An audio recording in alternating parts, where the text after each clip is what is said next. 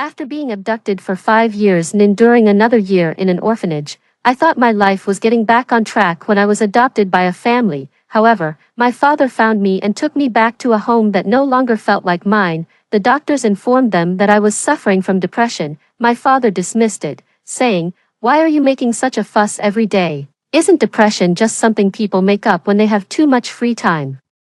I told them I had cancer and needed treatment. My mother, clearly impatient, retorted, "If you're going to die, just do it quickly. Do you want to waste our money before you go?" We didn't just get our money from the wind. Indeed, their money wasn't easily earned and wasn't for spending on my treatment. So, they used their hard-earned money to take their adopted daughter and son on a family vacation abroad. As they laughed and joked, they pushed me out of the home and locked the door behind them.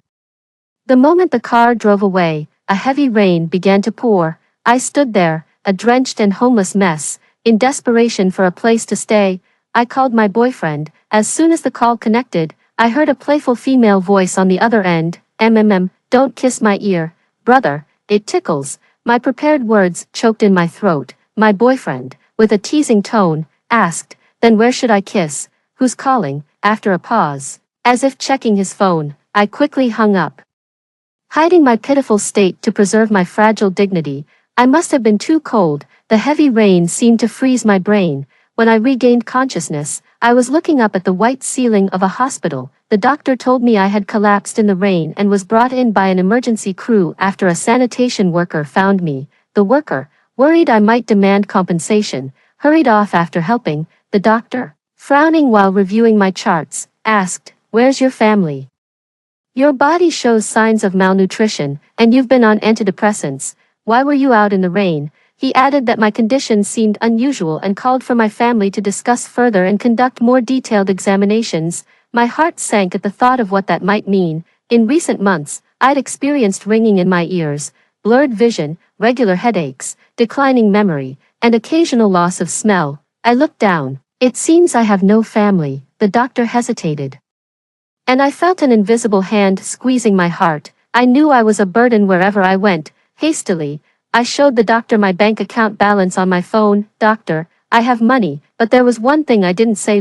Doctor, I want to live. Even if I am a burden to everyone, I still want to live." The police had rescued me from human traffickers not so long ago. If I died, what would the sacrifice of the policewoman who died trying to save me mean? Soon, the test results confirmed a malignant tumor in my brain, pressing on nerves and blood vessels. The risk of surgical removal was high, and the hospital recommended conservative treatment. The doctor, trying to remain composed, reassured me, "There have been lucky survivors in such cases." He was comforting me. It felt good to know that someone still cared about me, despite feeling so overwhelmed that I could hardly breathe. I forced a grim smile and said, "Doctor, with my depression, I've long lost the will to live. You really don't have to bother with me." The doctor pursed his lips and replied, "I still recommend that you be admitted for treatment. Contact any of your relatives. It's important to have someone by your side during such a serious time." "Okay," I nodded as obediently as I could.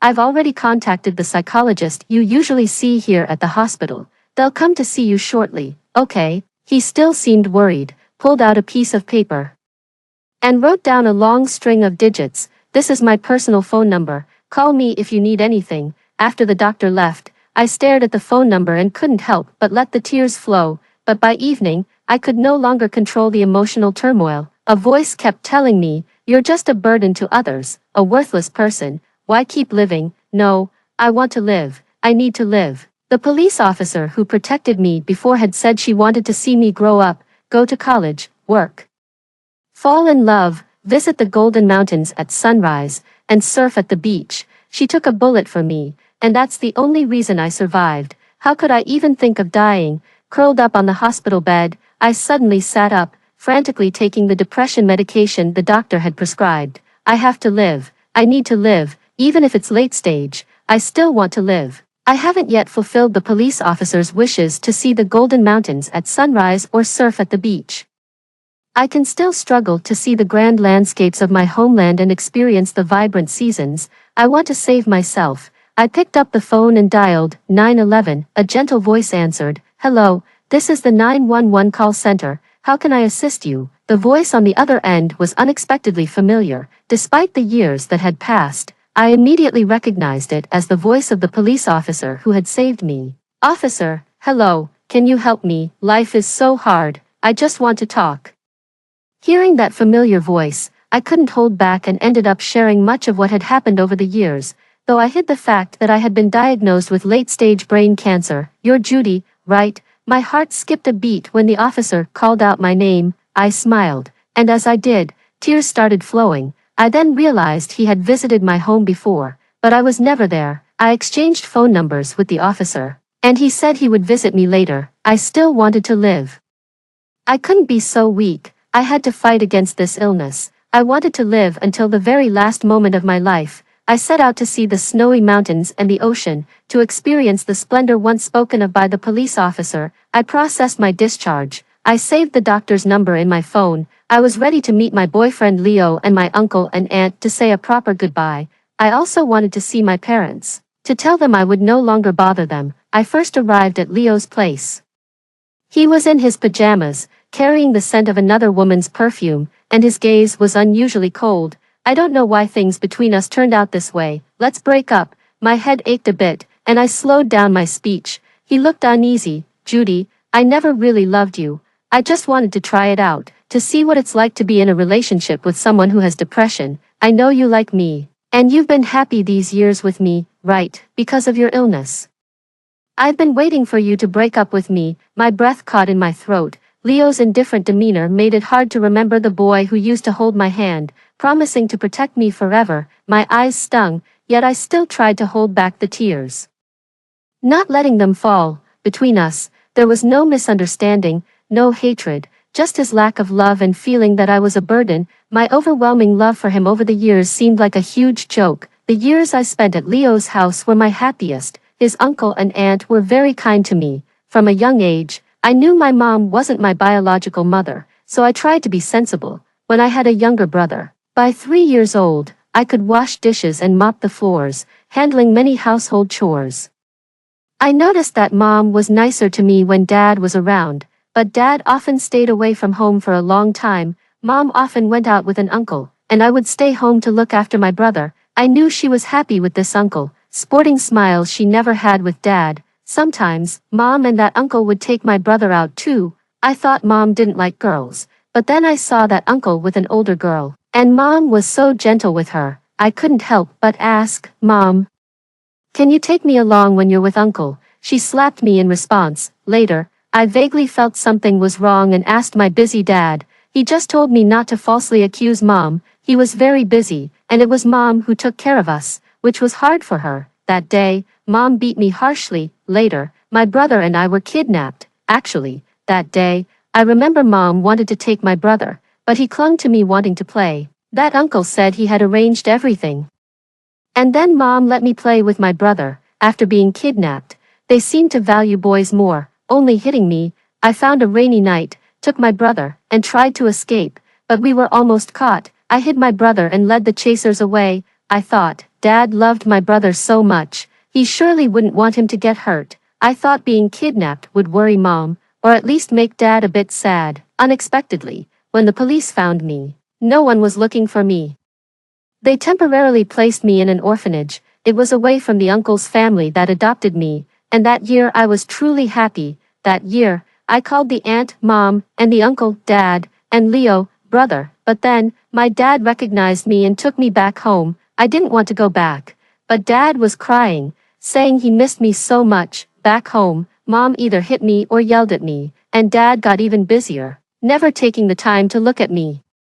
I asked mom why the sister who was with the uncle had taken my place. She nearly beat me to death for asking, and I never dared to bring it up again. Later, when dad came back and saw the injuries on my face, "What's the matter?" they asked me. My mom said it was because I was playing around and fell. I said it was because my mom hit me. My dad, with a stern look, told me not to lie in the future. Later, I told my dad that my mom was having an affair. He had no patience left and also hit me, telling me not to talk nonsense. I suspected that I might not even be his biological daughter. I even stole his hair to do a paternity test, but it turned out I really was their child. I also knew that Leo always treated me like a little sister. Leo's grades weren't great, and his parents arranged for him to study abroad during high school. They knew he didn't want to go abroad and only told him the day before he was supposed to leave.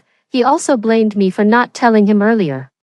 I remember him saying that he didn't mind that his parents loved me too. He said the love letters were passed by me, and all the girls he liked were introduced to me. He was completely open with me. Why did I have to be a tattletale and ruin his love life? I had no idea that his uncle and aunt had arranged for him to go abroad. He also had no idea that when he showed off his affection in front of me, I was so upset that I couldn't let him see, and could only hide under the covers and cry at night. Leo couldn't bear to leave his girlfriend, so they eloped, but they were caught and he was sent abroad. His aunt and uncle said they had investigated, and the girl was only after the family's money. Leo and I lost contact for several years. I heard that the girl later died in an accident. When he returned to the country, he confessed his feelings to me. I didn't understand why Leo suddenly confessed. I thought about rejecting him, but seeing how happy his aunt and uncle seemed, I accepted. Later on, you might as well not visit my parents anymore. They knew I wanted to break up with you. You're working now. You don't need to stick around our house, right? His eyes, cold and indifferent, made my heart drop into an icy abyss. But I still remember, after returning to the Gu family, Leo and his aunt came to see me. When I hid and secretly cried, feeling wronged by their family of four, it was Leo who found me. Leo said to my mom with a smile, "Auntie, since you don't want Judy, let her stay at our house. Even if we treat her as a foster daughter, it's better than how she's treated here." "Mom, didn't you always like her?" Leo called out to his mother. Hearing Leo speak up for me, my mom lashed out at me. "At such a young age, all you know is how to seduce men. Who knows what vixen tricks you've picked up out there? I wish you had died out there. Why did you even come back?" At that moment, he clenched his fists, outraged on my behalf, saying that from now on, he would be there, and no one else could bully me. He said he would always have my back. Unable to resist the stubborn Leo at that time, my uncle and aunt took me back home and doted on me as if I were their own child. But eventually, he fell for someone else. I never expected him to love me. If he didn't love me, why did he have to bother me? For a moment, I was stunned. I could hardly remember Leo's fierce appearance just now. After I walked out, I still went to see my uncle and aunt. They raised me for so many years. Even if Leo didn't want to, I still wanted to see them one last time. When my uncle and aunt saw me, their eyes also darted away. "Judy, you know now, huh? Oh, after all, your illness isn't something that can be cured in just a day or two. Judy, considering that we've raised you for so many years, please don't be mad at Leo. Don't you also want to see him stop struggling internally? Don't you want him to stand in the sunlight and lead a normal life, Judy? If you ever need money, just let us know." Leo mentioned that his girlfriend isn't too happy when you visit our home. Of course, we still love you. I know they still love me. After all, they haven't skimped on my livelihood despite being business rivals with my father. However, their love for me feels like the way one might love a small pet at home. Now that I've become a burden to their son, it seems I'm to be discarded. I was so upset that I vomited, crouching by the roadside.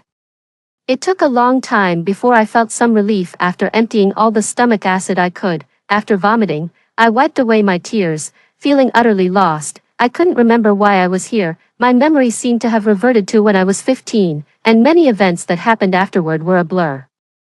The doctor said, the tumor pressing on my nerves makes vomiting a normal occurrence. It's also pressing on my hippocampus, so forgetting is normal. It's affected some auditory nerves too, so it's normal that my hearing is weakened. I picked up my phone, which no longer had a password. I was afraid I might even forget Leo's birthday.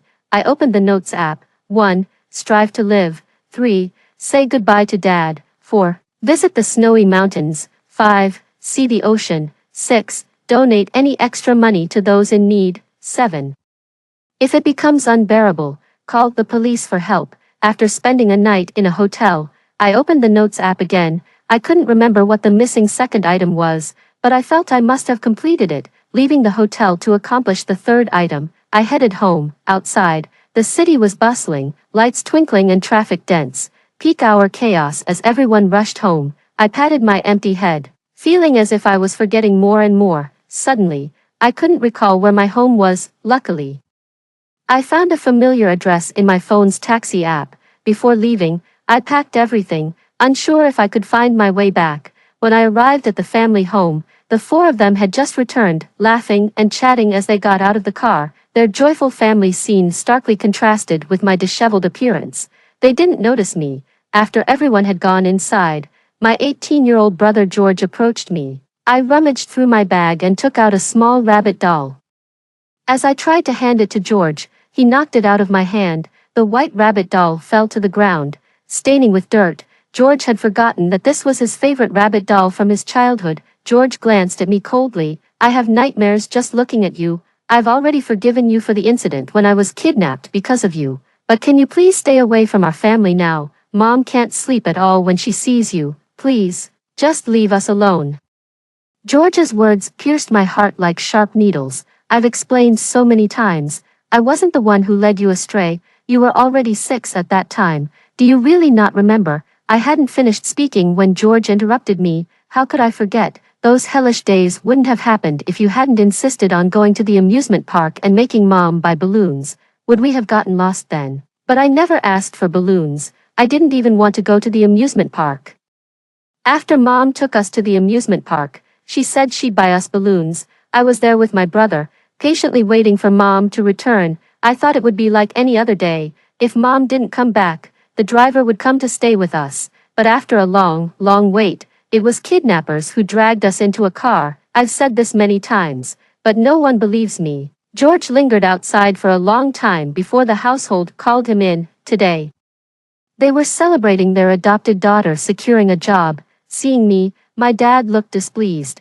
Why are you here again? Seeing me, my mom became somewhat hysterical. Didn't you say you were going to die? Why haven't you died yet? Even though I take a lot of antidepressants, why does my heart still ache so much that I can't breathe? I patted my ears. They were starting to fail me again. But it doesn't matter. I don't need to listen to hurtful words anymore. I managed a smile. Thank you for raising me all these years. I'm sorry for being born your child. Let's not see each other again. Dad, I don't want you as my father in my next life. I saw my dad frown. They were probably talking about me again, but I couldn't hear them anymore. I had already said my goodbyes. I opened the memo app and deleted item 3. 1. Keep trying to live. 4. Visit the snowy mountains. 5. See the ocean. 6. Donate any extra money to those in need. 7. If I can't take it anymore, I can call the police for help. I intended to complete item 6 now, but my headache was unbearable. I found a random hotel, took a larger dose of painkillers, and finally felt a bit better. When I woke up, I was shocked to find a large wet patch on the otherwise dry bed. Panicked, I wanted to clean up immediately, but felt numb and weak, struggling to even get up. Eventually, I negotiated a compensation with the hotel, under the disdainful gaze of the housekeeping staff. I slowly walked out of the hotel. I checked my bank account. There was still $1 million. This was the money my dad had given to my uncle and aunt when I was found and sent away from home. My uncle and aunt had given all of it to me. I had always intended to give this money back to my dad. Now, I don't want to return it. $1 million is too much. I probably won't be able to use it all. I went to the hospital I had been to before and donated $900,000. I deleted item 6. Now, the memo only had 1. Keep trying to live. 4. Visit the snowy mountains. 5. See the ocean. 7. If I can't take it anymore, I can call the police for help. Looking at these items, I felt an immense sense of relief. I rubbed my head. Although it still hurt, it felt better than the previous days. The ocean was too far. I wanted to buy a plane ticket, but being frugal, even facing death, I only allowed myself to buy a cheap ticket for a flight a few days later. I feel like my body might not hold up much longer. Yet I can't bring myself to cancel the ticket. I visited the hospital again, saw the same doctor, and got a prescription for quite a few painkillers. He advised me to stay for treatment, but as I gazed out the window, longing, I smiled and said, "Doctor, I want to spend my last days seeing the golden sunrise over the mountains and surfing the seas." After a pause, I added, "My body might not make it, but I just want to see the ocean and the snowy mountains. I don't want to spend my final days alone in a hospital," I told the doctor. After a long silence, he reluctantly prescribed the pain medication. The doctor looked at me worriedly and said, If you're not feeling well, remember to visit a local hospital." "Okay," I said, smiling. "Doctor, thank you." By the time I boarded the plane, I had already forgotten why I was going to the seaside. My to-do list now included a reminder to take my medicine on time. I safely arrived at a small coastal town. The sea breeze seemed to soothe my heart, already scarred and battered. I think I understand why the police officer wanted me to see these places. Nature truly is a healer. My memory is intermittent, but I've always known I'm close to death. After seeing the ocean, I traveled to see the snowy mountains and stayed a night at a guest house. The snow-capped mountains outside the floor-to-ceiling window were pure white and majestic, inspiring longing, but I could never get any closer to them. Perhaps due to the cold weather, I began coughing up blood. I had hoped to see the golden sunrise on the mountain, but I woke up in the hospital instead. The guest house owner, alarmed to find me unresponsive and not having eaten or gone out, had checked on me and found me in a pool of blood, then rushed me to the hospital. The kind lady from the guest house made me chicken soup, cheerfully sharing recent amusing incidents at the guest house as if she was unaware of my illness. My brain tumor had spread to my lungs, which is why I was coughing up blood. My days were numbered. Incontinence had become a regular issue for me, to the point where I was wearing adult diapers. The guest house lady was incredibly kind, bringing me fresh flowers every day. Even though I often couldn't remember who she was, I still cherished her kindness, yet I feared seeing her cry over me. On a slightly better day, I smiled at her and said, "Sister, I think I'd still like to go to the seaside where it's warmer. It's really too cold here. As for the golden sunrise on the mountain, you can see it for me." Once at the seaside town, feeling too tired to walk, I bought an electric wheelchair and learned to change my diapers skillfully. Life wasn't so bad. This time, I saw the ocean, the snowy mountains, and reached what seemed like the end of my life's journey. Looking at the vast sea, I thought it wouldn't see me as a burden. Just as I was about to step forward and jump into the sea, my phone started ringing. "Judy, I said I'd come to see you. Why is there no one at your place? Where are you?" The familiar voice of Uncle Police over the phone made me stop in my tracks. I gave him the address. I stopped walking, sat in my wheelchair, and headed back. I still wanted to meet Uncle Police, the one who saved me back then, to tell him I'm still trying my best to live on. The sister who saved me that year, I heard she was Uncle Police's girlfriend, but still, I'm somewhat panicked. If I die, will there be no one to take care of my body? Following the GPS, I took a taxi to a crematorium by the sea. Life in this small town is especially slow, as if the people have an extra bit of warmth. Seeing my wheelchair, the driver would help me into the car, and upon hearing I was ill, would sympathetically tell me to take good care and enthusiastically recommend local delicacies and attractions. Upon reaching the crematorium, he took down the wheelchair and helped me out. After making sure I was all right, the driver left. I smiled as I looked at the white building in front of me. Green ivy climbed up half of the white wall. From the roadside, you could see the endless sea. This place is beautiful. It wouldn't be a bad final resting place. Here, human traces are rare. An old man sitting at the door quickly snuffed out his cigarette as he saw me approach. "Miss, are you here for something?" "Nothing much," I smiled. "This place is far from the downtown area." I wanted to take a taxi back, but standing in front of the sea, I suddenly forgot what I was supposed to do next. I stood by the sea until the old man finished his workday. He invited me for dinner, casually mentioning, "If you don't mind, you can also stay here tonight. We have spare rooms." I ended up staying at the crematorium. I paid the old man for the accommodation, but he said it was too much and wanted to give some back. I didn't take it back, saying I might stay here for a long time. At night, the pain made me want to bang my head against the wall. Not wanting to disturb the old man, I secretly took double the dose of my painkillers. Taking too many pills, I began to sleep more and more. I lost track of the days. When I woke up, I would sit in my wheelchair and chat with the old man. He was a good conversationalist, but now I get sleepy too easily, always dozing off while he was still talking. "You, young lady," I suddenly heard the old man ask. I thought about it, and suddenly remembered riding piggyback on my dad as a child. I smiled, recalling how Leo took the blame for me when I broke a vase. I've really had a blessed life, but now I'm about to die. Late-stage cancer, no cure. "Uncle, after I die, can I be cremated here?" "After the cremation, scatter my ashes into the sea." The old man tried to light a cigarette, just got it lit, and then threw it on the ground. Little girl, don't be fooled by the small scale of this place. Cremations require proper procedures. And I'm just the gatekeeper, I said. How about you be my dad? And remember, sea burials have specific designated areas. The area right in front of us does not allow for sea burials, the old man explained. I tried my best to keep my eyes open. Oh, I don't know what will happen after I die. I just want to wait here for the police to arrive. But after a few days, the police hadn't shown up. Instead, Leo and his girlfriend did. They were driving a sports car and cruising along the seaside when they happened to see me sitting by the roadside.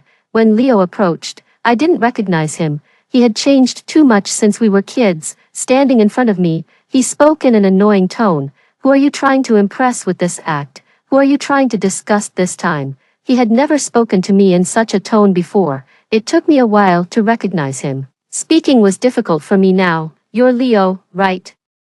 Don't you have anything you want to say to me? Leo looked down at me from above. I didn't have the strength to lift my head. I just lowered it and said casually, I guess our relationship isn't great right now, right? I'm sorry, I've forgotten, I don't know what to say. So should I just wish you a happy new year in advance? For some reason, I felt no affection for Leo in my heart. I just suddenly thought that I wouldn't be able to wish him a happy new year after I died. I used to say it every year. Judy, are you sick or something? Leo left angrily. I didn't even know why he was so angry. He drove off with his girlfriend in the convertible, leaving me nothing but the car's exhaust fumes. Because of Leo's visit, I felt a bit better today. I even ate a little more. Staring at the sea, I felt I couldn't wait for the police anymore. My body had been in pain recently, but today it felt somewhat better. The next morning, the old man came to see me again. But I couldn't get up. The moment he opened the door, light streamed in from outside, and I thought I saw my dad from when I was a child. I smelled the sea breeze. Had Dad taken me to the seaside to play? Extra edition, the police chapter. When Judy dialed 911, I could hear the desperation in her voice the moment I picked up the call. It didn't take me long to realize that she was the same Judy we had rescued years ago. However, I was in the middle of a task and couldn't go to her immediately. After completing my task, I called her back only to find out she had gone traveling. I thought meeting up in the small seaside town she was visiting wouldn't be a bad idea. After all, she had always loved the sea. Being a police officer, I'm accustomed to conducting thorough investigations. My investigation revealed that she had been living a tragic life over the years. I also uncovered a past murder and child trafficking case connected to her. By the time I arrived at the location Judy had provided, she had already passed away. She knew she was going to die and had been staying at the crematorium. The caretaker there told me she had intended to commit suicide, but after receiving a phone call that day, she just stood there, seemingly waiting for someone. I knew she was waiting for me. I saw her lying there, curled up on the bed just as she had been when she was a little girl hiding in a corner. Now, she was lifeless. Touching her still warm cheek, I said, Police uncle has already caught the bad guys. Judy, you don't have to be scared anymore. Judy, you don't need to feel sad for them. They were all rotten to the core. Your father, who neglected his family, and your stepmother, a true devil, feared you would inherit the family fortune and actually planned to kill you, thinking they could make money from selling you. They staged a kidnapping. Your brother, who was 6 and had memories, sided with his mother and contributed to your misery. Your boyfriend, just a coward who played with emotions. It's better not to mention him. I'm sorry, Judy, I arrived too late. I stood up, tears uncontrollably streaming down my face. Had I known she was ill, I would have delayed investigating that murder case. All I wanted was to see her and tell her not to be afraid, just like the last time. But I was too late. I called her father and had him sign the papers. Her mother, I had already taken in for interrogation. She admitted that years ago she conspired with her lover to steal the family fortune by trafficking Judy. Originally, they had no intention of harming George. Even if Judy hadn't saved him, he would have been safely returned, because George was also a child of her affair. The family driver had been bribed by them but felt remorse after seeing George, who had been trafficked, returned safely and wanted to report to the police. Unfortunately, he was killed in a car accident by her lover. Brandon was holding Judy's body, crying inconsolably. I'm so sorry, Judy, I really didn't know. I paid to bring a wife home to take care of the family, never imagining she could be so vicious. I didn't know, you were the only biological child I had. I just watched Brandon's tears coldly. When I handed my child over to you, what did you promise me? And then you let others raise her. You weren't afraid that leaving her with your business rivals could harm her. I gave $1 million. I never thought that the adulterous couple wanted to harm my child, and I was unaware. I wouldn't have mistreated my own biological son had I known he wasn't my biological child. Now, Brandon was aware of the truth from back then. These matters clearly had traces to follow, but Brandon, in his self-deception and to maintain a facade of a harmonious family, abandoned Judy. His wife was also a coward, confessing everything under slight interrogation, without Brandon's protection. How could she have lived so carelessly all these years? After all, at that time, he thought that even without Judy, he still had his biological son. When the lover killed the driver, he intended to stage an accident and flee but was unexpectedly seen. Consequently, the lover went to jail, yet, she remained an esteemed housewife, her deeds unknown to anyone. Later, when Judy returned, she was terrified again. Judy was already 8 years old and quite aware when she went missing. She feared Judy would ruin her plans over the years. When I was investigating the disappearance, I felt suspicious. Why didn't the surveillance near the playground capture any child? But at that time, you insisted that your wife loved the child and was not in a good state, telling us not to ask further and to quickly catch the traffickers. Now you're just regretful. You didn't know she was your biological daughter. You're not truly remorseful that you didn't spend time with her. You even tried to use that $1 million to prove your love for her. But did you know, she never used that $1 million. She probably planned to return it to you. Only after finding out she was ill did she donate $900,000 to the hospital. An old man nearby took a puff of his cigarette and said, "The young girl is a good girl, although her memory isn't very complete. She still smiles and says her dad loves her and promised to take her to the beach." Hearing this, Brandon collapsed to the ground. Perhaps he was recalling the few moments he had spent with Judy. Suddenly, Judy's phone rang. It was the doctor. After hearing about Judy's death, the doctor also fell silent for a long time. Although she had depression, I could see she wanted to live more than anyone. If her parents had paid more attention. The doctor didn't finish his sentence and sighed. Brandon suddenly thought of something, stood up abruptly, and muttered to himself. I noticed Judy was acting strange back then. I wanted to follow her. It was them who didn't want me to follow Judy. They stopped me. Hearing Brandon still evading responsibility, I slapped him. Did they tie your hands or your feet? If you had cared about her even a little, I wouldn't be the one informing you of her death. Stunned by the slap, Brandon collapsed to the ground. After a long while, tears began to fall, and he cried inconsolably, "Judy, Daddy was wrong, Daddy was wrong. Daddy is sorry. If I had listened to you more before, if I had cared about you more, Judy, it's Daddy's fault. Daddy shouldn't have disbelieved you."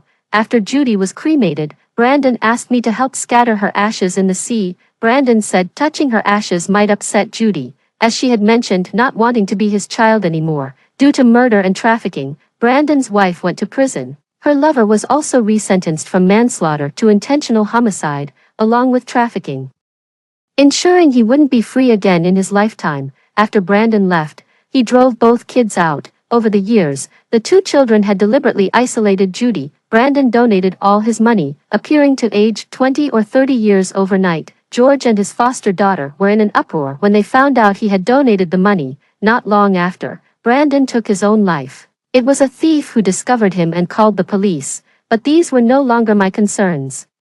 I just felt heartbroken for this young girl, who had been brought back at the cost of my girlfriend's life. She tried so hard to live, yet everyone around her seemed to wish she were dead. Now that she's gone, what good does their regret do? After Judy died, her phone received a video of the Golden Mountain at sunrise from the innkeeper, but Judy could never see it again. Leo, having heard the news at some point, came running like a madman, wanting to throw himself into the sea. Fortunately, I was there to save him. He told me frantically that he didn't want Judy to die. He just wanted to tease her because of his first love's death. I looked at Leo coldly, knowing quite a bit about his story by now. His parents adored him and spoiled him, which made him selfish. His girlfriend back then was in debt from high-interest loans, hoping to escape with the money, when her father tried to stop her from leaving, she didn't get the money and was killed after fleeing abroad. None of this was what Leo wanted to see, so he desperately needed a way to vent his emotions. The cowardly Leo could only feel a bit of happiness by continuously tormenting Judy, who quietly adored him. Brandon, who had neglected Judy back then, was now eager to stand up for her. How ironic. Brandon slammed newspapers from back then and Judy's notebooks into Leo's face and beat him up severely. After reading the diary and understanding Judy's intense love mixed with her insecurities, Leo finally realized his mistakes over the years. I watched Leo coldly and punched him. I'm not doing what a cop should do right now. I just think you don't deserve to taint Judy's path of reincarnation. Your girlfriend died because she was hunted down by enemies over the money she swindled, yet you blame it all on Judy. You knew Judy liked you, yet you still dated her, playing with her feelings. You're scum. Even before Judy died, you came to hurt her one last time. How do you deserve to die? You should live in hell for the rest of your life, eternally atoning for what you did to Judy. After hearing the story above, what are your thoughts? There is another moving story. Let's continue to see. I devotedly cared for Zoe, who was paralyzed. For 2 years, everyone thought that the first thing he would do after standing up would be to marry me. That night, after his successful surgery, I asked him, "Do you still want to marry me?" He hesitated, and ultimately, he did not voice the simple answer. I laughed. I understand. I took off the ring and left the place I had lived for the past 2 years without any hesitation. Do you still want to marry me? Zoe was taken aback by my question, staring at his legs for a long time without speaking. The noise from outside the room seeped in through the door left ajar. The doctor said Zoe's surgery went very well, and he should be back to normal in less than a month. I really didn't expect my brother to recover. He had almost given up on himself 2 years ago. It's all thanks to his wife-to-be for sticking by him. They're definitely getting married. We should start preparing the wedding gifts. Hearing these boisterous blessings, Zoe remained silent. An awkward silence filled the air. Finally, I stood up and massaged his knees and calves as usual, trying to ease the tension. I asked, "Is this pressure all right?" This broke the awkward silence. His body, initially tense, gradually relaxed, just like I had done over the past 2 years. I asked softly, "Does it feel uncomfortable?" He shook his head and earnestly replied, "No, you do it even better than the nurse." I stared blankly at my hands as they massaged his legs, recalling how initially, I didn't know how to massage at all. He couldn't bear the touch of the nurses, and every time one came, he would lose his temper and send them away. But massage was essential for his legs, so I learned it by spending 3 months with a masseuse, starting with practicing herbal soaks on myself. I eventually, cautiously, began massaging his legs. The first time, I dared only touch him while he was asleep. He was a light sleeper and caught me. He lost his temper. "Get out." I didn't leave. Instead, I pressed the acupoints again as the masseuse had taught me, unable to move his legs. He threw a pillow at my head, unfazed. He then started throwing whatever he could grab at me. Finally, it was a photo frame, a picture of him in college, holding a trophy in one hand and a fist in the other, full of vigor. As warm blood trickled down my forehead, he struggled to come over to me. But his legs wouldn't allow it. Then, covering his face, he suddenly burst into tears. "Go away, leave, it's useless, I can't feel anything, no matter how much you massage." At that time, he was in despair, but I came over every day to massage him, no matter the weather, until one day, his mother discovered he had swallowed sleeping pills and rushed him to the hospital in panic. His mother was at her wit's end. I knelt in front of him and said, "Look at me." He obediently looked at me, and I said, "Everything will be all right, trust me." At that moment, I didn't even know where my confidence came from. From that day on, I moved into his house. Zoe's mother cried and thanked me over and over, saying how fortunate they were to have me. She hesitated, and I knew what she wanted to ask. So I said, "As long as Zoe doesn't drive me away, I will stay by his side." But the truth was, even when he tried to drive me away, I didn't leave. When another massage session proved futile, he exploded, "Leave.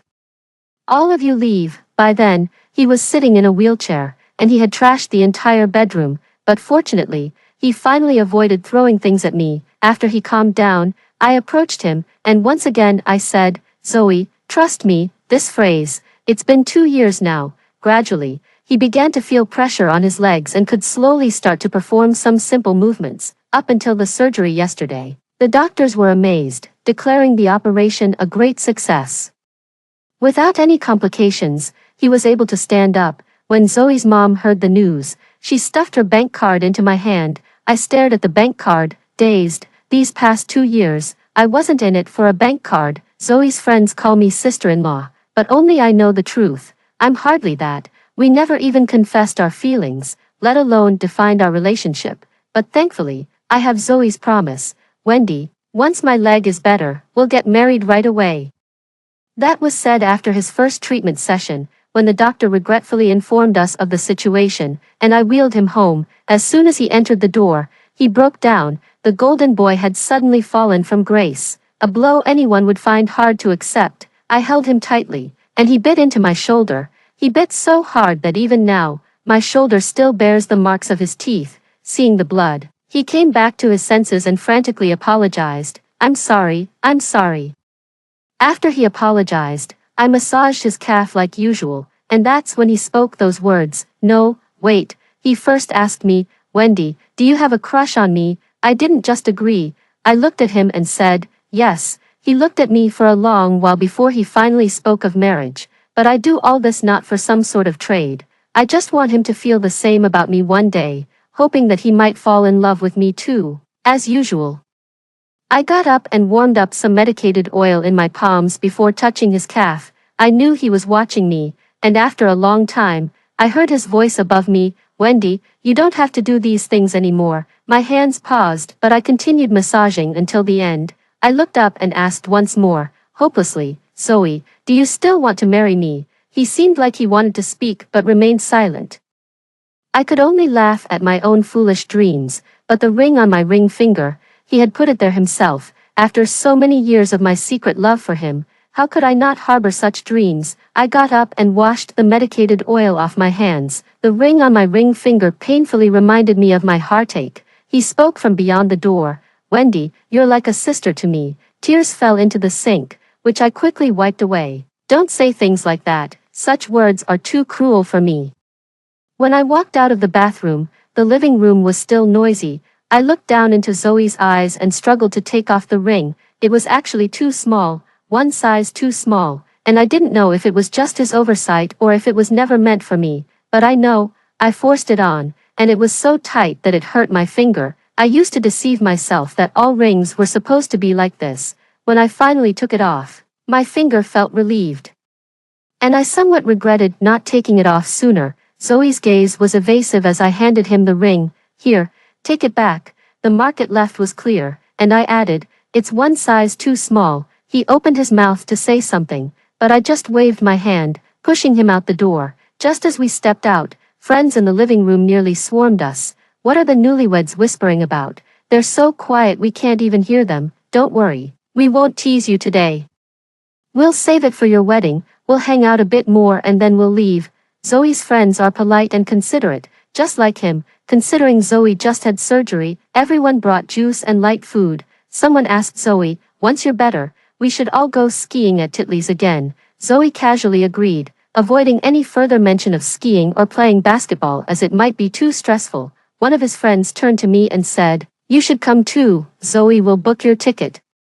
You'll definitely love it. Zoe looked up at me, throwing the decision my way. After being turned down twice straight, even if I were shameless, I still have my pride. I said, you guys go, but suddenly Zoe spoke up. It's fine if she comes along. After all, I think of her as a sister. At that, everyone went silent. His friend hit him playfully on the head. Zoe, what are you joking about? Quickly. Other friends jumped in to smooth things over. His legs just healed.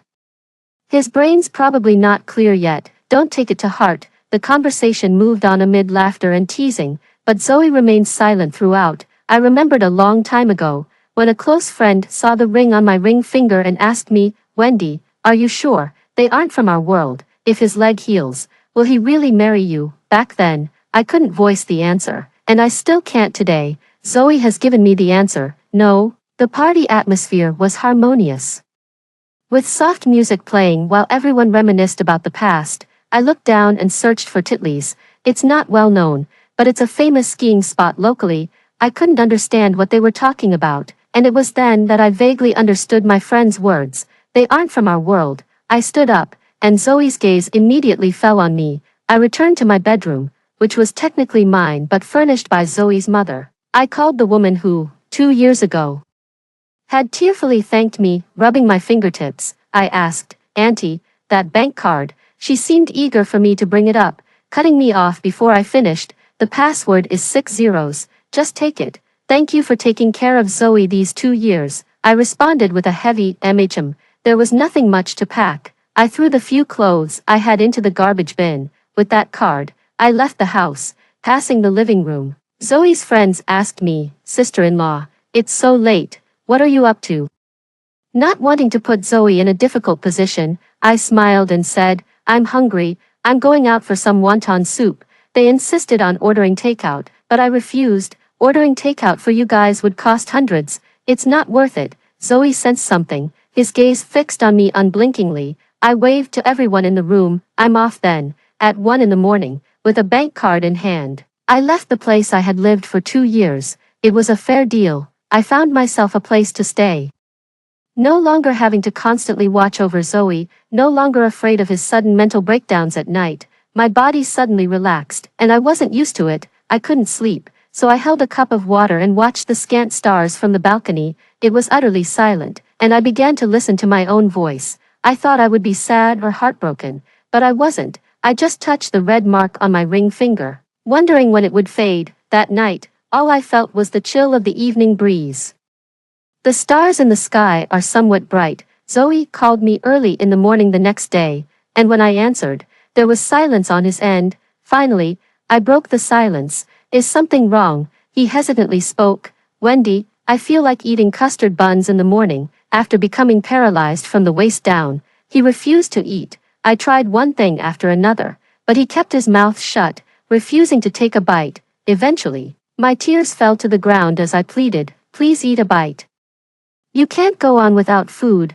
Perhaps tired of seeing me cry, he finally frowned and bit into the custard bun. He didn't like the ones from outside because I had learned how to make them, but everything from yesterday is still vivid in my memory, and I remember his silence. I said plainly, "Zoe, I'm leaving." There was a long silence on the phone, and not knowing what else to say, I simply hung up. There was a surprisingly large amount of money left in my bank account, and I was stunned as I counted the zeros. After counting several times and still unable to believe it, I carefully stored the bank card and then understood what my best friend meant by, "You two are from different worlds." Indeed, my parents are just ordinary people.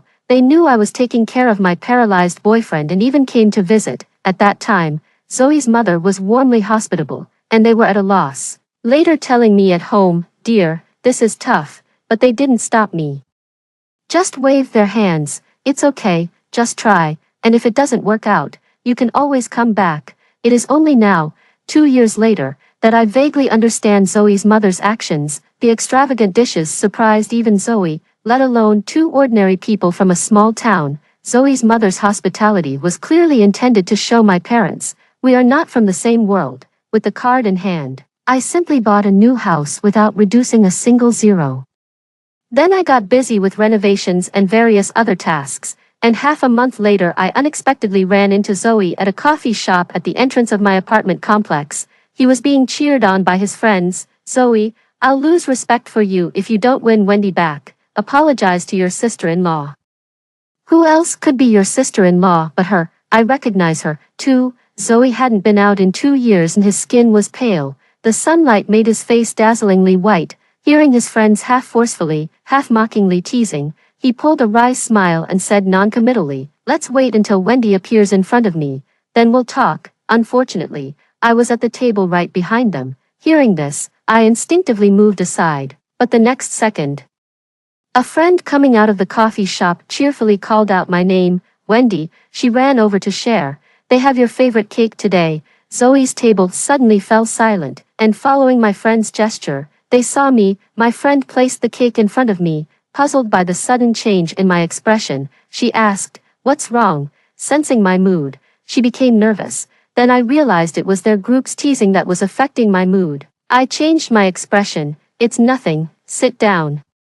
Do you remember I like this cake? With just that statement, the conversation flowed. Being too close, the voices from Zoe's table inevitably carried over. It's fate, Zoe, go apologize. Such a good sister-in-law. I don't believe you'll find another like her. Let me tell you, if you don't make things clear, we can't even be friends. I recognized every voice. During Zoe's paralysis, each of them had visited. Among them was a girl who had a crush on Zoe. When she went into the room to see Zoe, he deliberately spilled water on her dress. It was hot, and her dress was thin. The moment it touched the water, the skin became clearly visible. The girl stood awkwardly in place, and I fetched a shawl for her. Zoe looked at her with cold eyes and sneered. You still like me even like this? Tears welled up in the girl's eyes as I gently closed the door. After she came out, she said to me proudly, looking up, I don't want to like Zoe anymore. He's not worth it. After saying this, she walked away, carrying the wet hem of her dress. Then halfway through, she turned back, seeing me cleaning up the water drips from her dress in the living room. She awkwardly said, but you are really nice. Thank you. You shouldn't like Zoe either. He doesn't deserve you. After saying that, she quickly ran off. Later, we became friends and even exchanged gifts during holidays. The people around Zoe aren't bad. As I was lost in thought, I listened to my friend speaking. It was only when I heard Zoe's voice that I realized he was standing next to me. He called my name, Wendy. I looked up instinctively. His brow was furrowed, and upon seeing me, he seemed unable to speak. His friends jeered from behind. Zoe, apologize and win her back. Zoe's frown deepened even more. But now, I don't need his apology, as being in a relationship is a matter of mutual consent. Besides, didn't I take the bank card? I still haven't figured out all the zeros behind the numbers. One can't have it both ways. Zoe stood there dumbfounded as I looked at his conflicted expression and spoke. No need, I don't need an apology. Relieved, he turned away, then looked back at me and asked, when are you coming back? Maybe I wasn't clear last time, so this time I explained more clearly. I'm not coming back. Zoe looked at me pensively, then grunted acknowledgement. He turned back to his table where the familiar friends were enjoying the drama. So, did you win her back? When are you guys getting married? When can I hand out wedding candies?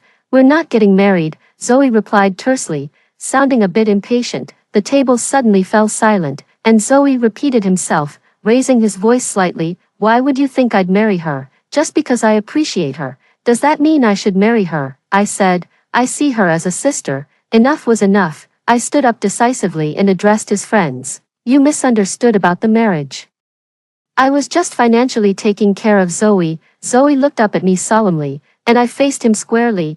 I don't need to be seen as a sister either. A stranger will do. During the time I took care of Zoe, sometimes I couldn't help but wonder if Will hadn't had that car accident. Would he have fallen for Clark? Initially, I thought yes, then no. I went back and forth between yes and no, but ultimately, that question remained unanswered. I don't know their answer, but I know mine and Zoe's. Zoe fell in love, and it was public. He announced it on social media and proudly introduced his girlfriend to friends, making it hard for me not to know. I ran into Zoe and his girlfriend at a party. With so many mutual friends, no one expected the encounter. Zoe walked in with his girlfriend, and a friend tightly held my hand. Having seen how I had cared for Zoe those years, I gave her a reassuring smile and boldly observed the girl Zoe brought in. Nothing special, 2 eyes, 1 mouth. Zoe also saw me and casually picked a corner at the entrance to sit down. He simply called for a fruit platter from the waiter as soon as we were seated. When the fruit platter arrived, he placed it in front of the girl. She smiled brightly and leaned in to whisper in his ear. The girl happily shared, but he didn't even bother to lower his head, his gaze lazily fixed on the fruit platter as he half listened to her, clearly unengaged, a fact that was obvious to anyone observing. If this was his way of being in a relationship, it was frankly quite dull. I wasn't affected by this, but my friend was. She got drunk and started insisting on setting me up with a boyfriend, but I patiently explained that she was too intoxicated. As I was helping her out the door, Zoe's girlfriend and I made eye contact. Sister, I know you. I paused, and she continued, thank you for taking care of Zoe. I nodded and tried to move on with my friend, the girl, eager to one-up me. Didn't notice the suddenly tense atmosphere and hastily stood up in front of me, but if I had been there with Zoe, I could have done it too. She claimed she could handle his temper and the chaos of thrown objects, not to mention his restless sleep. She thought she could handle it. I just chuckled. Talk is cheap. But there are no what-ifs. However, it's uncertain. If Zoe's leg were to act up again, she could try and see if she could handle it. Zoe's expression had already changed. And my friend stepped in to diffuse the tension. I lightened the mood jokingly. When that time comes, it might be better to just hire a professional caregiver. Even that comment made Zoe angry. Bang, the glass hit the table hard, and I glanced sideways. He frowned and spoke impatiently. It's all in the past. Why bring it up? It's pointless. But if it's all in the past, why can't it be mentioned? He doesn't want it brought up because he sees it as humiliating. The next day, when my friend sobered up and heard about it, she couldn't stop cursing. What was her intention? To show off in your face. Let her show off if she wants. I checked the balance in my bank account. Those zeros somehow made me unfazed. That was when I realized how powerful money can be. But my friend thought I was just putting on a brave face, and once again suggested, Zoe is in a relationship now. Do you want me to find you a boyfriend, with your credentials? It would take just a minute. These days everyone is used to fast-paced relationships, but I still prefer to take it slow, to meet someone and gradually understand and love them with sincerity. I gently declined, no need, because of my refusal. My friend firmly believed that I was deeply hurt by Zoe and still waiting for him. She cursed Zoe on the side, and I joined in with a laugh or two. As days slowly passed, I learned baking and flower arranging. During this time, several people showed interest in me, but when I suggested taking things slowly, they retreated as if facing a great threat. Soon after, I would see news of them finding girlfriends. My friend teased me for being like a matchmaker. I laughed too. I was truly in no rush.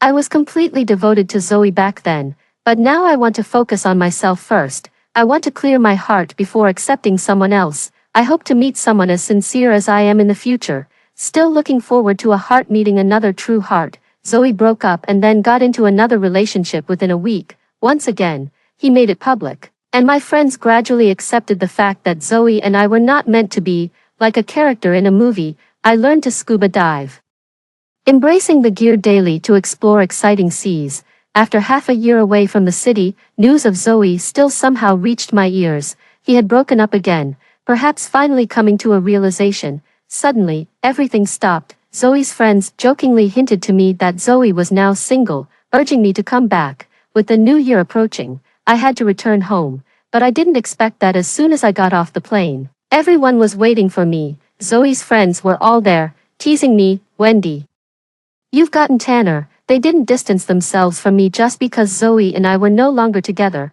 One friend even sent me a message on the day I cleared things up with Zoe. Wendy, I want to be friends with you even without Zoe. But what I didn't expect was that Zoe was also there. He stood far away, seemingly lost in thought. Eventually, he stepped forward and said, "Long time no see, 6 months ago." His attitude towards me was somewhat resentful. But now he greeted me like an old friend. I politely responded, "Long time no see." He started to speak cautiously. My leg. He was interrupted by my ringtone, and I apologetically smiled at them. I answered the call, and a youthful voice cheerfully asked, "Sister, where are you?" His voice was infectious, and I replied, "I'll send you my location. Don't rush. Just come over slowly." After hanging up, my friends gathered around me, discussing where to eat. Once they finished, I asked, "Can we add one more person?" They were all surprised. "Add who? Who are you adding?" The bright orange jacket dazzled as I told him to slow down, but he still ran up to me. He immediately took my hand and said clingily, "I missed you so much." His actions were so swift that my friends couldn't even react. I tried to take the suitcase from his hand, but he refused. That's when I introduced him to my friends. "This is Carl, my boyfriend." Sometimes, fate works in mysterious ways, appearing unexpectedly just when you least imagine. Carl confessed to me, and as usual, I told him to take it slow. I was prepared for him to give up after 2 weeks, but unexpectedly, he persisted much longer. By the time I realized, he was everywhere around me. I'm not young anymore, and when I say, "take it slow," people around me might think I'm leading them on, but the younger ones don't think that way. When he hears, "take it slow," he really does take it slow, sincere and passionate. "You've kept it well hidden. If it weren't for this return, We probably wouldn't have met him. No way, you're paying for this meal. It's not that I kept it well hidden, but I didn't expect him to come back with me. I missed my flight due to traffic and rebooked the next one, and he sent me a pitiful message. Why haven't you arrived yet? I hate you. Only then did I realize he had bought the seat next to mine to surprise me, but we just missed each other by chance. He had arrived early and was waiting at the airport, and we just met up, my friends teased, and I raised my hand smiling. I'll treat, I'll treat. Carl mimicked my gesture and tone. I'll treat, I'll treat. His outgoing personality quickly endeared him to my friends. When we sat down at the restaurant, there was just enough space for Carl. Then we realized Zoe hadn't shown up. They called him, and Zoe's voice was unclear. My legs suddenly hurt. I'm at the hospital now, in such a situation. How could they sit still? So sudden. Is everything okay? What did the doctor say? It's okay. Just suddenly, the doctor told me to just take a rest, so you guys go ahead and eat without me. I'll treat you next time. Although Zoe said that, considering the gravity of the situation earlier and his family background, I could see they felt awkward, so I gave them an out. You should go check on Zoe. We can have dinner anytime. It's actually a good time for Carl and me to rest too. We're tired and would like to head back. Carl, unbothered by the sudden change in plans, cheerfully saw them off. On the way home with Carl, he excitedly pointed at the flowers and plants along the road, asking questions about everything. He always had endless things to talk about. He could even strike up a conversation with a dog on the street. When we got home, unexpectedly, the person from the hospital was standing at my doorstep. Carl, holding my hand, hesitated when he saw Zoe and stepped forward. Brother Zoe. His voice was cheerful and friendly, even adding a respectful brother. I glanced at him subconsciously. Zoe just smiled at him but didn't respond to his greeting. His gaze then shifted to me, calling out, Wendy, his eyes fixed on me. Long time no see. He repeated. Carl, feeling ignored, stayed calm and stood quietly by my side. Zoe seemed to want to say more, but I stepped forward and introduced Carl to him. This is my boyfriend. Carl. Zoe's smile twitched slightly, and after a moment, he acknowledged with a low, He then mentioned, I might have a problem with my leg. Carl immediately expressed concern. If there's a problem with your leg, you should hurry to the hospital. He patiently asked, do you need me to call an ambulance? After pulling out his phone, he seriously added, after all, my girlfriend isn't a doctor. Zoe ignored him and called out to me again, Wendy. Carl, feeling overlooked, directly asked me, sis, why isn't he acknowledging me? How should I know why Zoe isn't acknowledging him? Zoe called out again, Wendy. Carl persisted, getting close to my face to ask, sis, why? I pushed his head away. I don't know. He leaned in again. I always struggled to fend him off and instinctively took out the keys to open the door, only realizing Zoe was still there when we reached the doorway. Carl unreservedly noted, sis, you forgot brother Zoe is still at the door. Zoe's expression almost faltered, and as my gaze fell on him, he finally spoke. Can we talk? Carl shook my hand. Sis, what do you have to talk about with him? That's when I realized his unusually polite demeanor from the start. Slow to respond, I followed his cue. I have nothing to talk to him about. After saying that, I closed the door. Once inside, Carl hugged me. I'm jealous. I patted his head. Jealous of what? When Carl and I began dating, I told him everything without reservations, including my past with Zoe. What could he still be unsure about? I hate that you are so oblivious. I didn't know how to respond, but before I could, he brightened up again. Being oblivious is good. His voice was muffled and soft. You can't even see when others are making advances. But that night, Zoe still called, Wendy. Did you know your boyfriend had a 4-year-long first love? Zoe was indeed hospitalized, his condition unknown. One after another, his ex-girlfriends who said they would care for him went to the hospital. My friends even made bets on how long they would last. The result was 2 days. Most left the hospital within a few hours. My friends said he deserved it and repeatedly told me not to be soft-hearted. Of course, I wouldn't be. Ever since I took that card, I never thought of looking back. Zoe's mother suddenly messaged me one night, Wendy, can you meet Zoe alone? She messaged me while Carl was beside me. I firmly refused. I'm sorry, my boyfriend might mind. She called, pleading desperately, please, I'm begging you, I'll give you whatever amount you ask for. Zoe can't just stop eating, please. Just let him eat. Why does this have to happen to Zoe? Her words were disjointed, her tone desperate, from her fragmented sentences. I deduced that Zoe's hospitalization was no minor issue. Aunt Jo cried out, "Why must this happen to us? Please help me, he needs to eat." Carl sat quietly to the side, not wanting to make things difficult for me, generously saying, "Meeting once is no big deal, don't worry about me." But it didn't matter anymore. Why must it be this meeting? And once I agree, they'll use it as an excuse to make me meet over and over again. I remained firm with the distraught woman. "I'm sorry. I don't owe you anything, I have my own life to live, and so does Zoe." The next day, I learned from a friend that Zoe was having problems with his legs, a rare complication the doctors had mentioned. After standing up, his muscles atrophied, and it looked like he might have to revert to his previous way of life. During that time, I stayed with him, and it was unbearable for him, not to mention the feeling of standing up again. Now there was a new problem, and he was possibly facing paralysis. I didn't respond to that message, but then Zoe suddenly called. I thought he was calling about massage oils or medication, but he wasn't. He said, "Wendy, do you believe that you and your boyfriend won't last?" I didn't respond, and he continued, "Want to make a bet?" he said. "Bet on your boyfriend's loyalty." I didn't know how to bet on loyalty, but I knew that just the thought of testing it meant trust would immediately crumble. "I'm not going to engage in such a pointless bet with you." But he didn't care about my refusal. His final words were, "Just wait and see, all men are the same." I treated the incident as a passing episode. In the following days, due to the holiday season, I was continuously busy. Carl wanted to spend time with me here. He asked me out several times, but I was always busy. He looked dejected, disappointment written all over his face. Eventually, realizing I was genuinely busy, he started wandering the city alone. His personality was never short of friends. So I wasn't worried about him making new ones. Sure enough, just after a couple of days, he was eagerly heading out on his own. In the mornings, he would leave before I did. Sometimes I'd see him as I awoke, other times I'd only find a note he left in the living room. As the notes became more frequent, a sense of unease slowly crept up on me. What was he doing? Who was he meeting? I recalled how he had been upset with me when I was away on a business trip for a week, questioning what I was doing. It was the first time I truly understood his perspective. I'm slow to warm up, always a step behind in realizing others' feelings. I wanted to have a serious talk with him, but before I found the time to talk, Zoe, having changed his number, sent me a photo.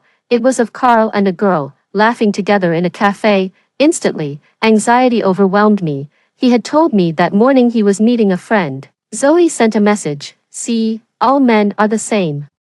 I didn't understand why he kept sending these messages, followed by more photos. He taunted, "Guess, will he come home tonight?" I blocked and deleted him. Sitting at home, I hesitated before asking Carl what he was doing. He replied quickly, "Having dinner with friends." I still couldn't bring myself to ask, "When will you be back?" "Around 10 tonight." So, I waited until 10. As time ticked by, I sat anxiously on the sofa waiting. 11 o'clock came, and Carl still hadn't returned.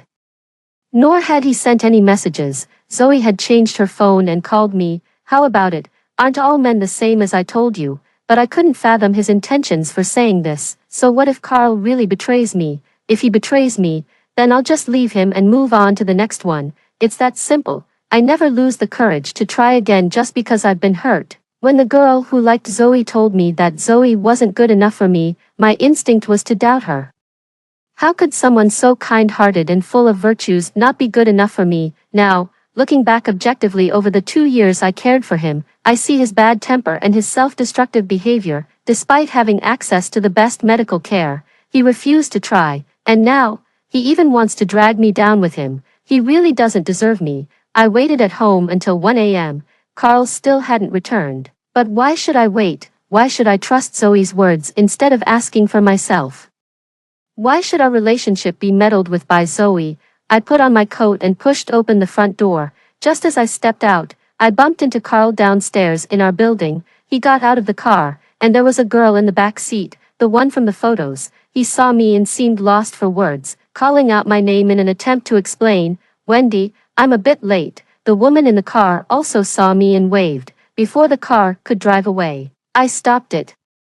The driver cursed at me for not knowing the danger. and I knocked on the window. The woman showed her face, looking pretty, and asked, "What's up?" I asked her, "Are you Carl's first love?" She panicked and explained, "You must be Carl's current girlfriend. Don't get me wrong, I'm just here on a business trip." I interrupted her, "Yes or no?" Carl, realizing I was upset, hurriedly tried to explain, "There was a traffic jam, that's why I'm late." He had said he'd be back by 10, but now it was 1 in the morning. Could the traffic have lasted that long? I asked again, "Yes or no?" Yes. Throughout our relationship, Carl never once mentioned his first love. Some people might not mind, but I do. I broke up with Carl right there and then. The girl got out of the car in a panic, trying to persuade me. Following me and babbling, "I didn't mean to disturb you, it just happened that we ran into each other. Carl was here on a trip, and we just had dinner together. Really, nothing happened. You can check the surveillance." The more she spoke, the less I was moved, until Carl finally said, "Shut up." She stood there, bewildered, as Carl stopped and told her, "You better go first." After watching her leave, he turned and followed me back home, standing in front of the door, blocking my way in. "We need to talk." I looked up at him. "No, we don't." When I agreed to date him, I said we needed to be honest with each other. I told him everything, and he hid the fact about his ex and their dinner together. I'm not a fool, I just acted like one because I was with him, choosing not to engage lively with others, nor to pick up on their topics or jokes, choosing to ignore others' advances, treating them coldly. That's it. Let's break up. This relationship was quick to start and quick to end. When friends invited me to bring Carl along, I straightforwardly said, "We've broken up." My friends sighed and tried to introduce me to a new boyfriend, but I still refused. I'm still waiting for someone sincere. If not, I'd rather be alone. Zoe's mom still calls me, asking me to visit Zoe. I still haven't agreed, sending her recipes and prescriptions instead, and booked a ticket back to my hometown. This time, I didn't miss the flight, and when I sat down, Carl was in the seat next to me. He smiled, his eyes crinkling. "Sister, I didn't miss it this time." But he didn't even want to understand why I was upset, just blindly wanting to make up. "I was wrong, let's make up. Forgive me, let's be good again." He repeated these words over and over. Back when he was courting me, I would ponder every punctuation in his messages. Now, he couldn't even bother to explain properly. Moreover, I've repeatedly refused to meet Zoe's mom, and I truly can't see any reason why he had to meet his ex. "No, let's not make up." After the flight, he stood there as I called a taxi, and when I looked back, he had already left, a sincerely passionate child, yet so indecisive. But it's okay, at least I got to experience his passion. I will still embark on my next romance full of anticipation. After hearing the stories above, what are your thoughts? Feel free to share your opinions in the comments section. Looking forward to hearing from you. If you liked this story, don't forget to like it, share it, and subscribe to my channel. See you next time.